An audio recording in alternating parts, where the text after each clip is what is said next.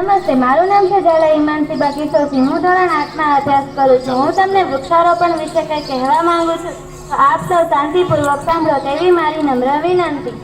વૈજ્ઞાનિકોના મતે દર વર્ષે પૃથ્વીના વાતાવરણમાં 2 ડિગ્રી સેલ્સિયસ જેટલો વધારો થાય છે. તેના કારણે ગ્લોબલ વોર્મિંગ અને ક્લાઇમેટ ચેન્જ જેવા શબ્દો રોજિંદા જીવનમાં આપણને વારંવાર સાંભળવા મળે છે. સમગ્ર વિશ્વના લોકો આ સમસ્યાનો સામનો કરી રહ્યા છે. આ સમસ્યાને આપણે નાગવી હશે તો વૃક્ષનો સહારો લેવો જ પડશે. વોટ્સએપમાં એક ટકશાક આવેલું છે, જેને આપણે એમ કહીએ છીએ કે અમે એક નવું એસી લીધું. તેની જગ્યાએ આપણે વૃક્ષ આવ્યું હોય તો ગરમીથી ચોક્કસ છુટકારો મળે. વૃક્ષ વાતાવરણને ઠંડુ રાખે છે, પણ તેની સાથે સાથે વાયુ પ્રદૂષણને પણ અટકાવે છે. સજીવો માટે જરૂરી એવો ઓક્સિજન પણ મફતમાં આપે છે. એક યોગીની જેમ તેના મૂળથી લઈને તેના પાંદડા સુધી આપણે તેનો અનેક રીતે ઉપયોગ કરીએ છીએ.